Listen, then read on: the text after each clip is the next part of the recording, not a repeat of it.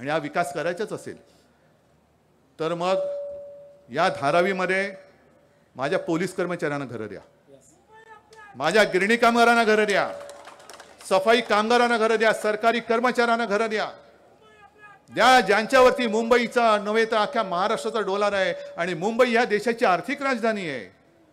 पण हे त्यांना पचत नाही आहे. मुंबईमध्ये संपूर्ण आर्थिक केंद्र कसं, मुंबईला कसं चिरडायला पाहिजे, कसं ठेचून टाकायचं, चेचून टाकायचं, सगळं काही गुजरातला न्यायचं. अरे साधी आपल्या वर्ल्ड कपची फायनल सुद्धा गुजरातला नेली. आता काही जण म्हणतात तिकडे नेले म्हणून हारले. माझं काय म्हणणं नाहीये.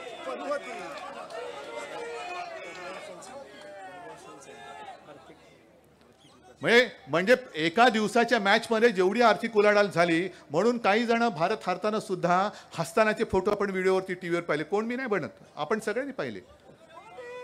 नाही मी नाही बोलत, अगदी सुषमाताईच्या भाषेमध्ये बोलायचं राजे हो मी बोललो का? मी अजिबात बोललेलो नाही. पत्रकारांनी नोंद घ्यावी. तर मी अजिबात बोललेलो नाही. हे टीव्ही वाल्यांनी दाखवली ते मी सांगतोय. कारण त्यांना भारत आपला हिंदुस्थान जिंकेल की हारेल ह्याच्याशी देणं घेणं नव्हतं. किती जमले पैसे, कारण तो सगळा जो काय कारभार झाला, ती जी काही सगळी उलाढाल असेल होते जी मुंबईला झाली असती, महाराष्ट्राला त्याचा फायदा मिळाला असता, तो हे गुजरातला घेऊन गेले. असे हे नतदृष्ट. फॉक्सकॉन नेला, सगळं नेलं. म्हणून ह्या सगळ्या घरानं, ह्या सगळे जे माझे मुंबईसाठी लढणारे जे आहेत, पोलीस आहेत, सरकारी कर्मचारी सगळे आहेत, त्यांना तर घरं द्या. आणि गुजरातला पळवलेलं जे आर्थिक केंद्र आहे तसं दुसरं आर्थिक केंद्र मला माझ्या धारावीमध्ये पाहिजे. या धारावीचा प्लॅन पाहिजे ना तुम्हाला. हा माझ्या धारावीचा प्लॅन आहे. जे आर्थिक केंद्र इकडे होणार होतं, ती जमीन घातली बुलेट ट्रेनच्या घशात, ती सुद्धा जाणार गुजरातला. मग काय मुंबईसाठी, मुंबईत राहिलं काय?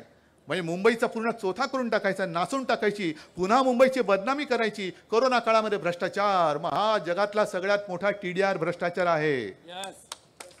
जे आज संजय राऊत बोललेत, हा जगातला सगळ्यात मोठा TDR घोटाळा आहे.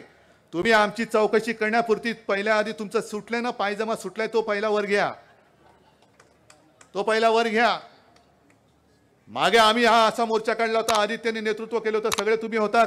महापालिकेत केवळ 1.5 वर्षात केलेले घोटाळे त्यावेळेला आपण बाहेर काढले होते. कुठे चौकशी? राजकारणातील प्रत्येक अचूक बातमीचे सर्वात आधी अपडेट्स मिळवण्यासाठी सरकारनामाच्या सर्व सोशल मीडिया प्लॅटफॉर्मला लाईक, फॉलो आणि सबस्क्राईब करा. तसंच सर्व नोटिफिकेशनसाठी बेल आयकॉन प्रेस करायला विसरू नका.